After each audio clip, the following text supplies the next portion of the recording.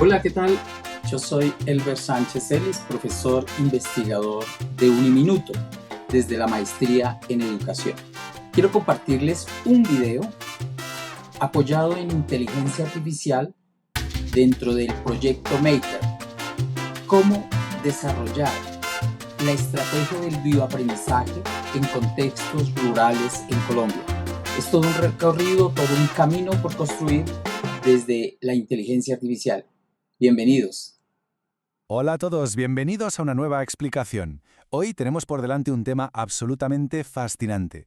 Vamos a sumergirnos en algunas investigaciones académicas que pueden ser bastante densas sobre inteligencia artificial, complejidad y pedagogía, pero las vamos a traducir en una hoja de ruta totalmente práctica. El objetivo de este análisis es explorar, paso a paso, cómo implementar esto que llamamos bioaprendizaje maker en las aulas rurales. Es en esencia una guía diseñada para educadores e innovadores que buscan cerrar brechas tecnológicas, pero, y esto es importantísimo, sin perder ni un ápice de conexión con la tierra y con el territorio local. A ver, vamos a meternos de lleno en esto enfrentándonos a una contradicción enorme. Fijaos, si observamos los datos recientes en contextos rurales de América Latina, hay un problema estructural que todos conocemos de sobra. 2 de cada 10 estudiantes carecen de acceso a Internet y muchos ni siquiera tienen un ordenador en su escuela. Vale. Sin embargo, en julio de 2024 ocurrió algo loquísimo que casi nadie esperaba. La inteligencia artificial de Meta aterrizó de golpe, de forma masiva, en las zonas más remotas, incrustada directamente en WhatsApp. O sea, de la noche a la mañana, la inteligencia artificial más avanzada del mundo está en el bolsillo de estos jóvenes, pero ha llegado sin ningún tipo de red, sin andamiaje pedagógico. Es una paradoja tremenda, ¿verdad? Un acceso tecnológico brutal en medio de una desconexión estructural histórica. Así que, para desenredar todo esto, nuestra ruta de hoy va a seguir una secuencia muy clara. 1. La paradoja educativa. 2. El investigador territorial. 3. ¿Qué es exactamente el bioaprendizaje maker? 4. El primer paso sobre saberes locales. 5. Los pasos 2 y 3 de IA local y andamiaje. Y 6. Cómo evaluar el impacto de todo esto. Empezamos con el punto 1, la paradoja educativa. Vamos a explorar a fondo qué está provocando esta desconexión entre la realidad rural y este despliegue tecnológico.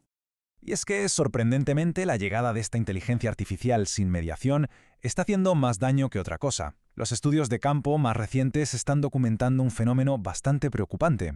Resulta que los profesores están recibiendo una auténtica avalancha de tareas y ensayos generados por IA a través de los teléfonos móviles. Pero ojo a esto, simultáneamente el rendimiento real de los estudiantes en los exámenes y en las pruebas de comprensión está cayendo en picado. O sea, el acceso fácil a una IA no guiada no está nivelando el terreno de juego en absoluto. Al revés, está profundizando las deficiencias en lectura crítica y en ciencias. Por eso es tan vital tener una ruta clara. La tecnología por sí sola simplemente no educa. Pasamos al punto 2, el investigador territorial. Vamos a ponerle rostro a los números, porque las estadísticas solo nos cuentan la mitad de la película. Para aterrizar esto en la vida real, imaginemos a nuestro usuario final. Vamos a llamarle Mateo. Mateo tiene 16 años, vive en una pequeña finca cafetera familiar, digamos a unos 40 minutos del casco urbano más cercano. Y su día a día está lleno de frustraciones que la verdad son más que válidas. Lo primero, siente una desconexión total con lo que estudia. Los libros de texto le hablan de semáforos y rascacielos, cosas que no tienen nada que ver con su entorno. Segundo, vive en sus propias carnes lo que llamamos el extractivismo de información. Está harto de ver cómo investigadores de la ciudad llegan, sacan fotos de sus cultivos, recogen datos y, si te he visto no me acuerdo, jamás devuelven una solución a la comunidad. Y para rematar, su mayor miedo es que su única salida en la vida sea la migración forzada a la ciudad. Seamos claros, si la educación no resuelve los problemas de Mateo, el sistema está fracasando estrepitosamente. Punto 3. ¿Qué es el bioaprendizaje maker? Y aquí es exactamente donde entra en juego la solución que proponemos hoy.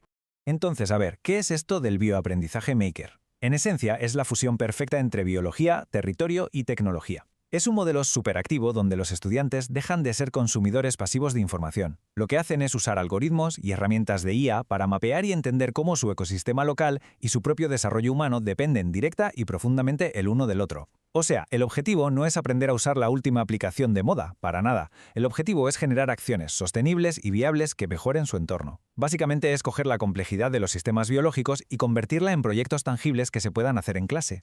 Entramos en el punto 4, el paso 1, los saberes locales. Vamos a desgranar cómo se implementa esto en un aula real, paso por paso. Esta hoja de ruta tiene 3 grandes bloques interconectados. Y fijaos en un detalle que es absolutamente crucial. Nunca, jamás, empezamos encendiendo un móvil o un ordenador. Empezamos por la tierra. Arrancamos con el paso 1, conectar los saberes locales. De ahí saltaremos a la IA local y terminaremos con el indispensable andamiaje pedagógico. Este primer paso nos pide un cambio de chip total. Como nos recuerda la biopedagogía, y concretamente investigadores como Roberto Medina Bejarano, aprender no es algo que pase solo en la cabeza de un estudiante aburrido en un pupitre. Es un proceso biológico, autoorganizado, que involucra a todo el cuerpo interactuando con su entorno. ¿Qué significa esto en la práctica? Pues que tenemos que validar y aplaudir el conocimiento empírico que Mateo y su familia ya tienen sobre cuándo llueve, cómo es el suelo o cómo crece el café. La clase literalmente se expande hacia la finca y el río. Antes de abrir cualquier app, el estudiante tiene que mancharse las manos e identificar un problema real en su ecosistema que necesitemos solución. Punto 5. Los pasos 2 y 3, la IA local y el andamiaje pedagógico. Una vez que tenemos claro el problema territorial, metemos la tecnología, pero de una forma muy particular.